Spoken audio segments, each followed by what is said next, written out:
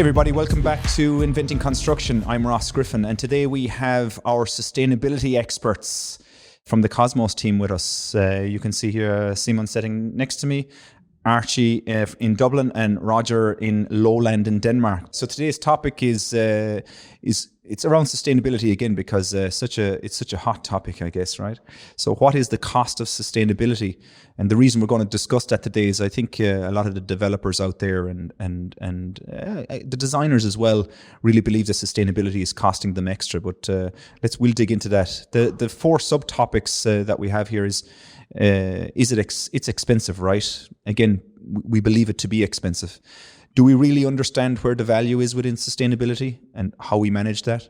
How do we measure the cost impact of sustainability and those decisions? Where do we focus when it comes to sustainability, and how do we cost those elements? We'll discuss that in a little bit more detail.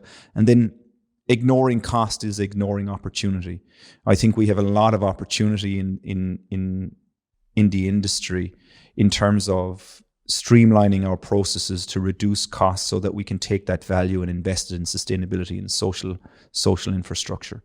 We should get the guys to introduce themselves to us. So Simon, who are you? Your past, your present, and your future. It feels like we've done this already, but let's do it again, you know? Yeah. No, I can't remember. Yeah.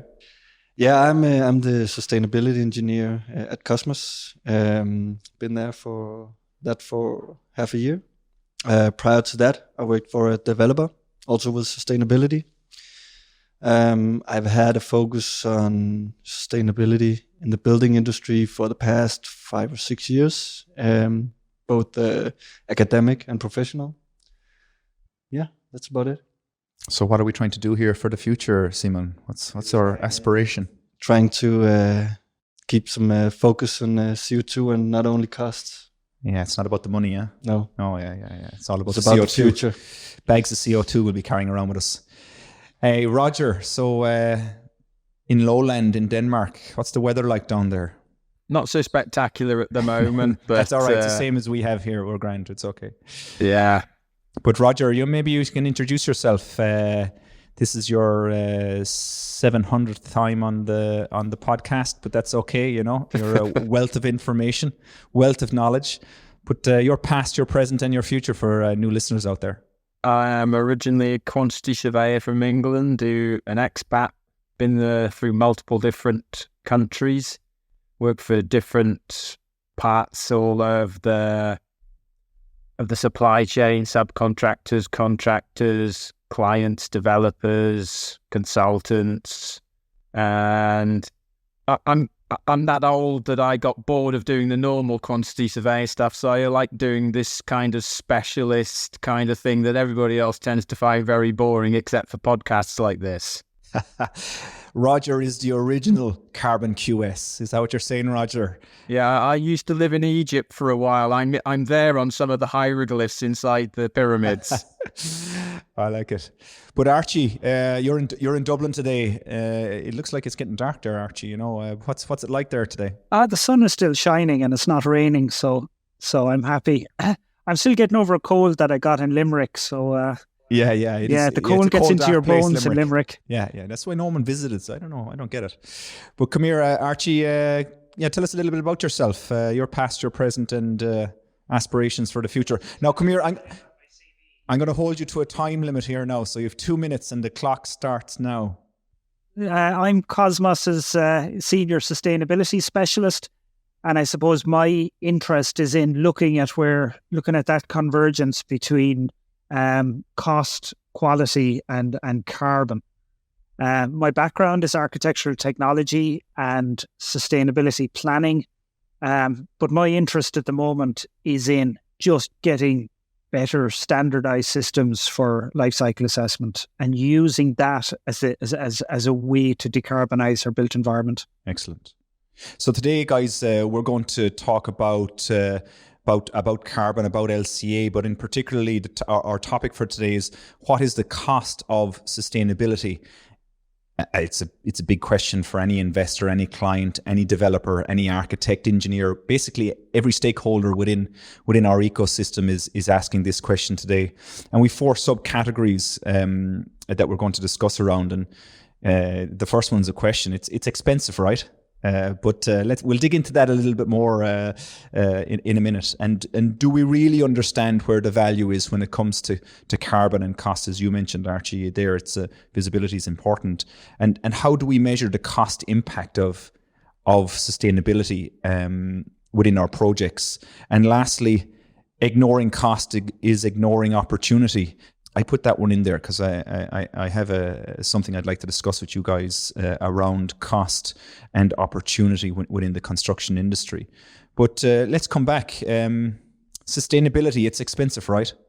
Anybody want to jump in there and start discussing that one? At least that's what the industry is saying, and that's what our clients and our investors believe, that sustainability is expensive. I think it depends if you have like a clear strategy from the beginning and you choose the right materials, the sustainable materials, you can minimize the expenses for it. Yeah. So it kind of depends on how early on your design stage you focus on it. Yeah, I think that's a very interesting point. If it was always part of your project, then doesn't become a challenge for you, because that's what your project is set up against. But I know, Roger, we often looked at the impacts of sustainability, especially certifications and the different levels of certifications for clients, based on the standard benchmark of non-green certification or non-certified buildings. There was also always a cost to that. But I remember you telling me one time, if it's not managed, if certification process isn't managed, the cost can be, it can be anything, right? It's a very interesting question. So I'll start off by saying, under normal circumstances, I'll preface this as, so this subject of what does, say, green building certification cost you is actually something that's very well analysed the world over, because aside from international green building certification like LEED or DGNB, there's a lot of countries that have their own systems. So if you look at Japan, if you look at Singapore, if you look at Australia, they are national systems, and they've all been analysed by the universities. And the interesting thing was that they kind of agreed on what the cost was for green building certification across the sort of bronze, silver, gold, platinum sort of standards. And there was like a kind of the lowest level, if you're using, if you're in a good environment with good products and good professionals to help you to achieve the minimum, could be something like 0 to like 2%, then the next level 2 to 4, 4 to 8, and the highest level maybe like 8 to 12.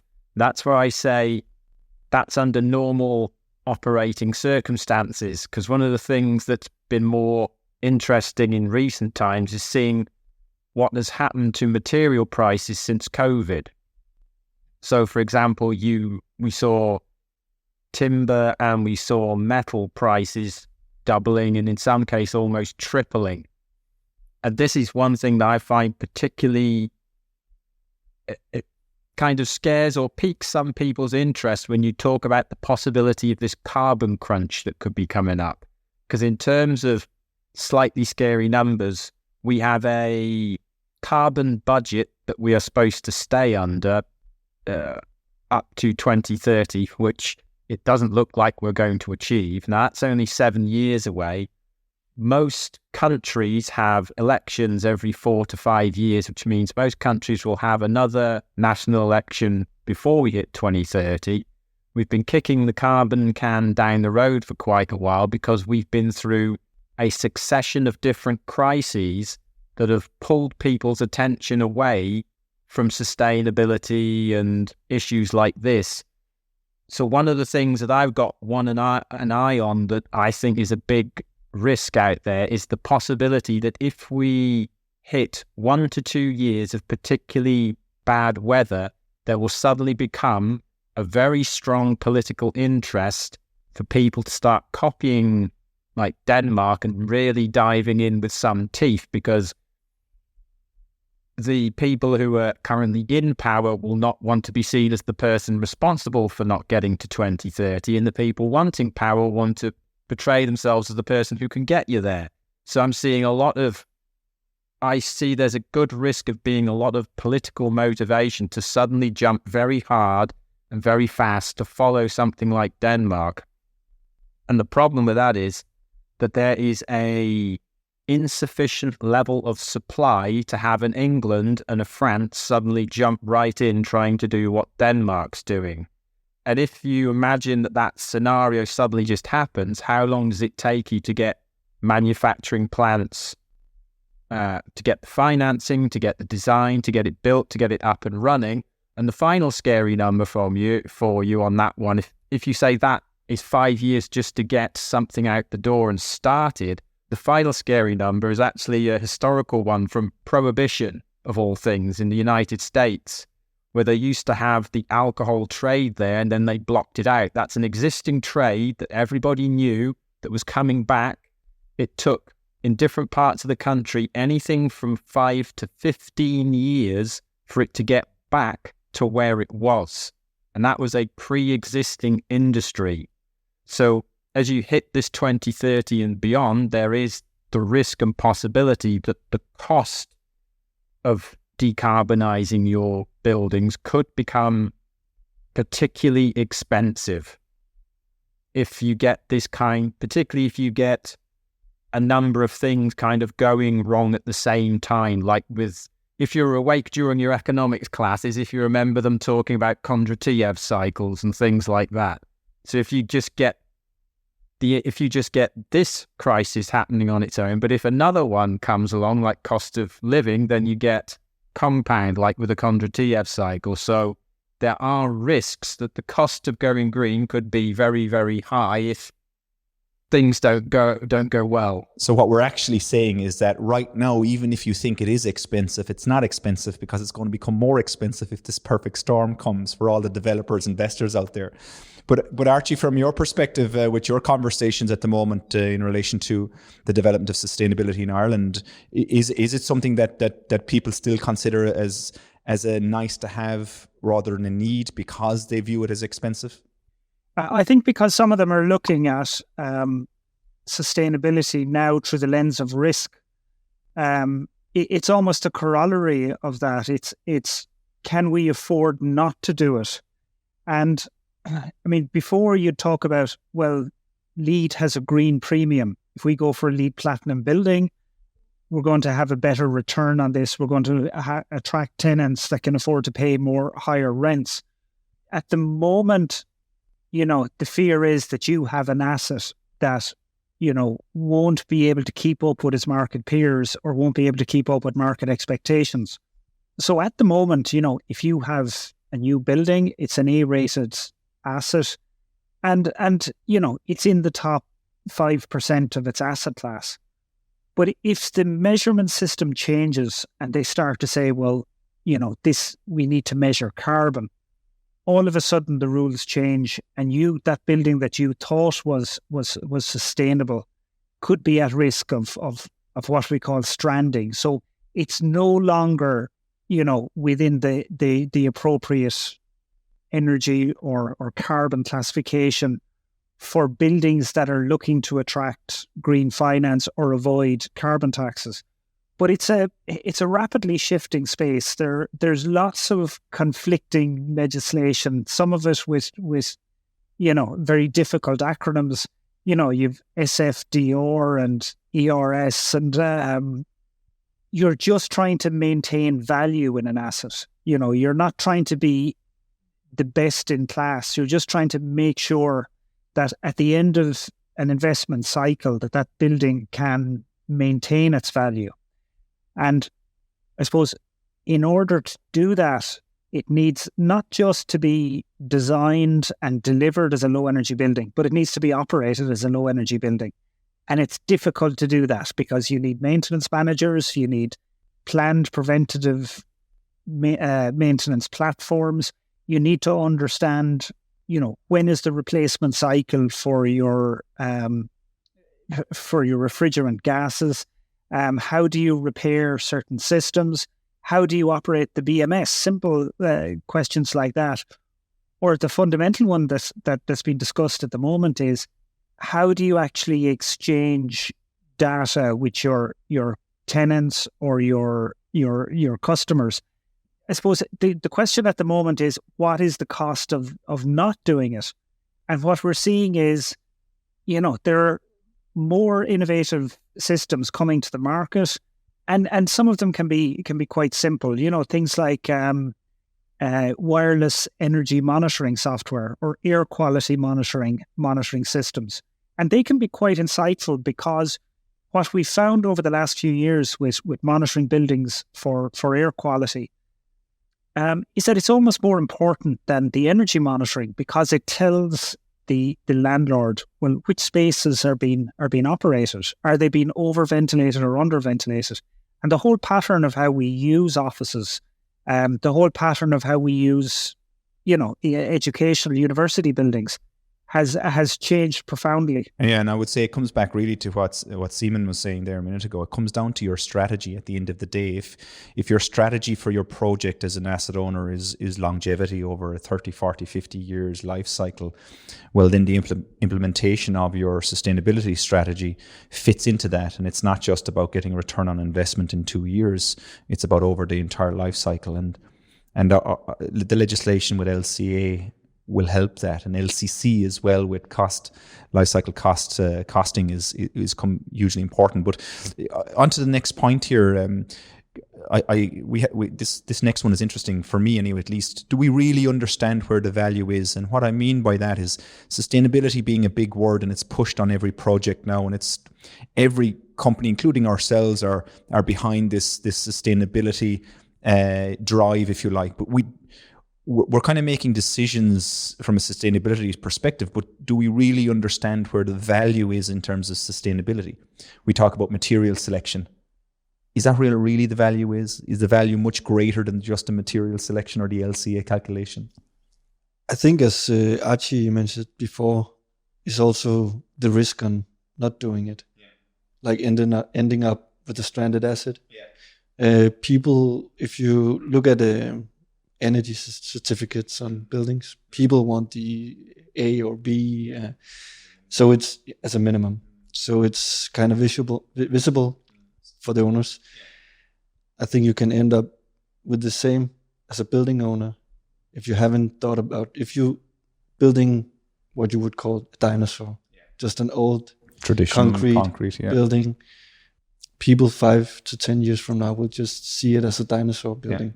Yeah, like a diesel engine almost car, which are beginning to be faded out, right? Where diesel engines will stop soon, and the combustion engine for diesel will stop, especially in the cars. But it's the principle is the same. It's not about is it expensive now. It's about really, well, what's going to be in 5-10 years time? What's going to be the norm then? And is your building going to become stranded? But very shortly there, Archie, explain what stranded means there to our listeners when we talk about building assets or buildings or assets becoming stranded from a sustainability perspective. Yeah, sure. So you have this idea that each country and each sector has a fair share of the remaining carbon budget. So the carbon budget is, if we're not to exceed 1.5 degrees of warming, then there's only a certain amount of carbon that can be emitted into the atmosphere and other greenhouse gases. So what they will say is, in Ireland, your share of that remaining carbon budget is X, and the construction industry is 30% of that X. So that sets a kind of a dropping carbon ceiling that every year starts to decrease. Now, your building will have a carbon footprint, and the fair share that your building can emit can be plotted. Your building can be plotted against its fair share, and it has to stick within that, or else it falls outside of the regulatory boundaries. What that means is, let's say the ceiling for that building is like Denmark. It's set as an annual budget of 15 kilograms per meter squared, and you exceed that.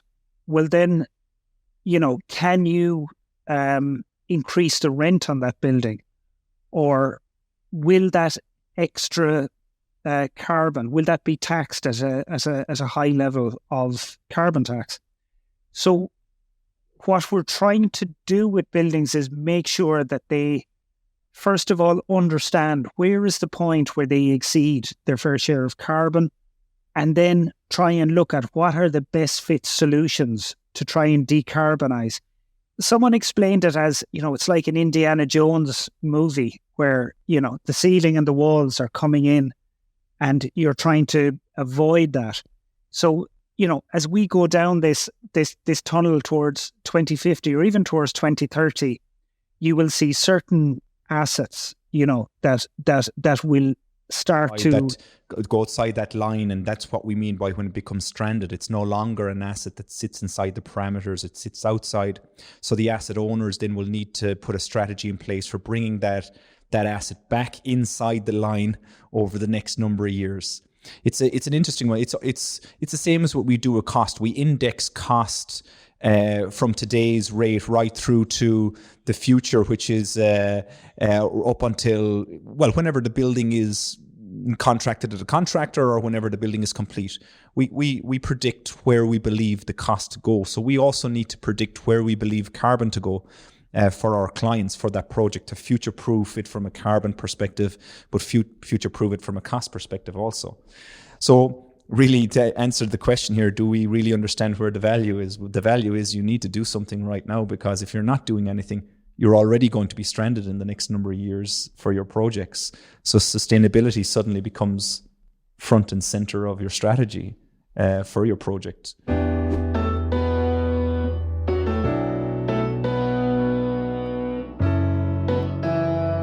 But we are talking about the cost of sustainability, and I think from sustainability as a whole, one of the points here is, how do we measure the cost impact of sustainability? I don't know, Roger, is it through LCA? Is it through other aspects like certification? We talked about, gold and platinum certification. Is that how we measure cost impact of sustainability? Is that our approach as cost managers, QSs? The LCA gets a lot of attention at the moment, and it's going to be like the center stage, but there's other things broader things that we need to tap into. It's like, for example, a good example is like LEED. LEED has been around since 1992, which is the same year as the first, which is the Rio World Summit. So this is when all this journey kicks off.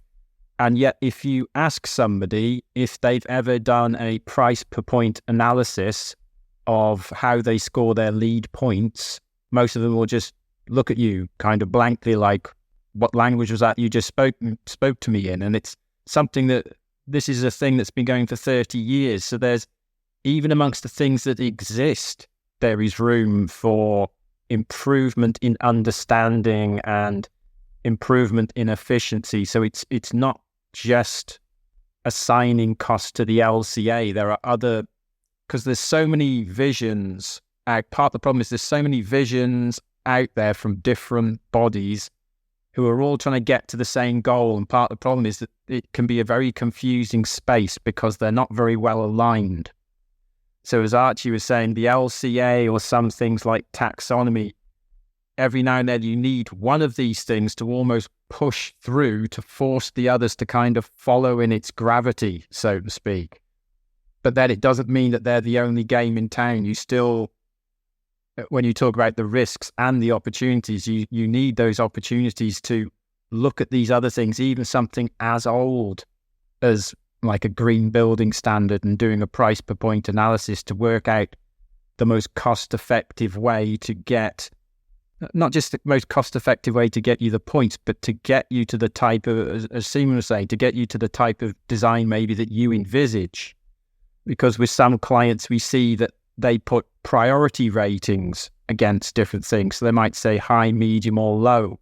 So you can start to mix that with cost and improve their understanding and end up with a better end result. it sounds like there's a number of different aspects here to sustainability and how we measure the cost impact. It's looking at LCA and the design solutions and material selections, but also the certifications and the understanding of the cost impact of the different building certifications. Is there any other aspects of sustainability that we need to consider and have a focus on as cost managers, or is it just those two LCA certified buildings? It's worth looking at the themes that are coming through from EU legislation. That, of course, climate mitigation is front and central, and that's all about energy and carbon. But you're also seeing adaptation and resilience, and especially the floods this autumn, the droughts this summer. How are our buildings going to be adaptable to a different climate than we had, in the last decade? And in some cases, a fundamentally different climate. Sorry, Archie, is that adaptation in relation to changing climate, or is it in relation to changing the use of the building over time? Well, I suppose this gets back to one of the biggest challenges with sustainability is it's a whole new language. There has to be a kind of a transition, not just in the tools and the materials we use, but also, fundamentally in how we communicate about buildings, how we design a brief around buildings. And, we have seen that carbon is a good starting point because it's quantifiable. But you have other KPIs for ESG and sustainability and just meeting your climate neutral goals that are more difficult to define, and they're quite subjective. So when we talk about climate mitigation, what that generally means is we're trying to make sure that we reduce the impact that we're having as designers and developers on the environment. And how we're doing that is to reduce our carbon footprint and transition towards a low carbon economy. So that means getting off fossil fuels, electrifying our heating systems, using renewables, using smart grids. But the other side of the coin is, and this is often called double materiality. So we look at, okay, first of all, there's the impact we have on the environment, but also what's the impact that the environment is going to have on us? So one of them is looking out the front window of the car and saying, well, where am I going? But the other thing is looking out the back window and seeing a tornado catching up on you. It's what is the climate doing on us? And that's where you're looking to build resilience, or what's called adaptive capacity. And it's making sure that, if you're building student accommodation or apartments, are you designing it for a summer in 2006? Or a summer in 2036. It's almost like crystal ball gazing, so Archie, looking into the future to predict what the weather conditions are going to be like, so we then can design our buildings to be adaptable to altering weather conditions. I just have a couple of movies in my head here, like The Day After Tomorrow, Waterworld with Kevin Costner. Hi, Kevin. The other one is the Mad Max. You can whichever one you want to look at, right? So it's desert, it's water, it's snow. It's all kind of crazy that way. Is that what you're saying, that we need to be looking into the future and designing our buildings for adaptation? Yeah, no, it sounds like, you could make this sound like you're planning for the zombie apocalypse, but it's no more complex really than planning for traffic management or planning for a 1 in 100 year flood. It's simply just that if you follow, the current direction of travel for weather events, you can kind of see that your buildings need to, be more adaptive to that. So it may not be that, if you see summers getting warmer, it's not that you necessarily change your facade, but you make sure that, you have brackets put in place so that a brise soleil or canopies can be added. Or it can be as simple as nature-based solutions. So, a green roof instead of a black roof will help with cooling. White paving instead of concrete will also help. and planting trees, that also helps. But really what we're seeing is, there needs to be a broader, more holistic version of sustainability, and not just, previously we would have been very myopic around energy efficiency. Energy efficiency was the key metric for sustainability. What we're seeing now is, waste and circularity, things like biodiversity, net gain, water use, they're all having an impact. So we have a broader discussion around sustainability. But what we are finding is that at the nexus of all those themes around sustainability, carbon is that core metric. And if you get that one right, it's the others fall into place. For now, yeah. So it gets back to value, that we might say today that, well, let's look at it like 3 years ago, we were talking about NZEB and nearly zero energy buildings. We were talking about renewables. Then the conversation changed to be about embodied energy. Last year it was circular economy. Next year it's going to be around adaptation. So the I suppose different themes come into focus as we mature in terms of our understanding of climate impact. So, if we have a building that's on the drawing board now, we have to think of the day that comes to market. And I suppose previously the model was, particularly in Ireland, that, you fund it, you design it, you build it, and then you bugger off. Whereas the current scenario, particularly for housing, is that, you build it, you operate it, you manage it, you hold it for 15 years before you sell it on to an investment fund. But, it's like the day you buy is the day you sell. You also have to be thinking of that exit. All that is now changing for us, but I still am a little bit... I lack a little bit of understanding of how we measure the cost impact of sustainability, but carbon is certainly the focus area, certifications is the focus area, and then we look for adaptation or themes, which is adding additional layers to your strategy, as Simon says, your strategy about becoming more focused on future-proofing buildings and elements like that. Okay, I think that's clear for me now. I think I have an idea of how we approach this in the future from a commercial and cost perspective. But just on to the last point here, and this is one that it's not just about sustainability, it's about value as well. Ignoring cost is ignoring opportunity. And what I mean by that topic, and we'll kind of get into a conversation about it at the moment, is that if you ignore cost control, you will lose value. So not managing your budget, not managing design development, not managing sustainability strategy from a cost commercial perspective means that there'll be value lost in poor strategy, poor management, poor control. And that value has a value to it. Now, if we take all our public projects across the country, Denmark or Ireland, that value, when collated into a big pile of money, can offer so much additional value to sustainability as a whole. So if we take, the Danish construction industry invests about 42 billion euro per year. The Irish industry is about 21 billion. It's quite significantly smaller.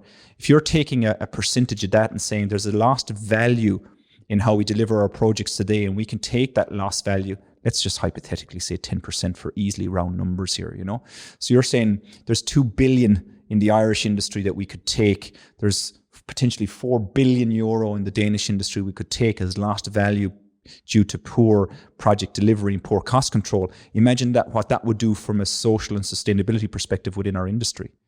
I don't know if I'm being a little bit too simplistic on it, but I guess I'm talking about here is cost and sustainability are intricately linked, and we can't dismiss cost just because sustainability now becomes front and center. Or maybe we can, Simon. Maybe we can just forget about cost and we just get on with sustainability and carbon and we start measuring that.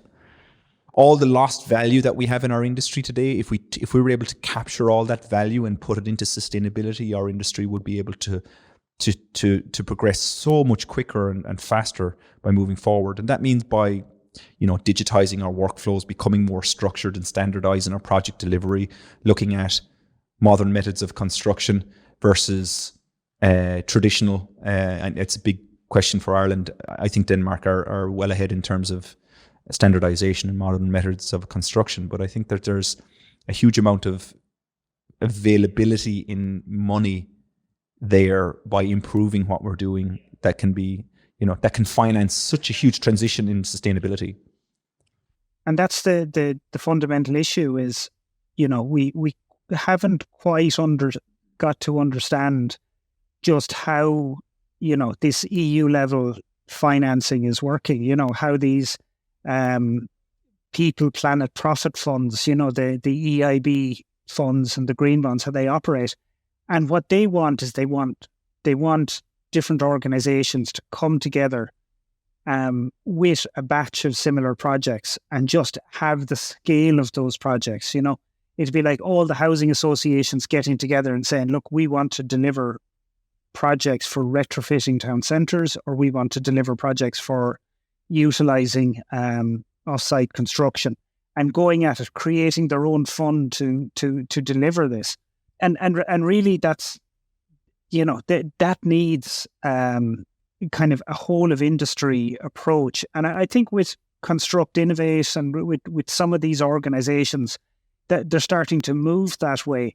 It's down to how the industry sets targets for the next few years. And we talk about that carbon crunch, but either we prepare for a radically decarbonised built environment that's going to happen in the second half of this decade, or we deal with the effects of it. We deal with you either put together a fund, a sinking fund for your assets to address the increasing price of carbon and the way the market is going to start favouring greener products, or else you just wait for the carbon taxes to hit. And I think as an industry, we need every player. So the collaboration is important. That, I was listening to a seminar this morning and it had Cushman and Wakefield. It had the quantity surveyors, the architects, the engineers, all kind of talking about solutions. And they kept coming back to retrofit and change of use.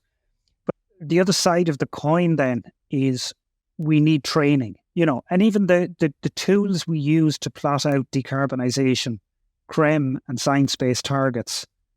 I mean, they are fundamental tools. We need training in those tools. As an industry as a whole, there's a huge transitionary period here. But I think time is against us now, so we'll just wrap that one up for today. But it's interesting. I do think that there's an opportunity here. The values available to us within our industry to completely shift our industry, but not just focusing on sustainability, focusing on improving how we deliver projects to reduce that lost value, so we can take that lost value and put it into sustainability as an addition. But thank you very much, guys. Really enjoyed the chat, and we hope to speak to you soon.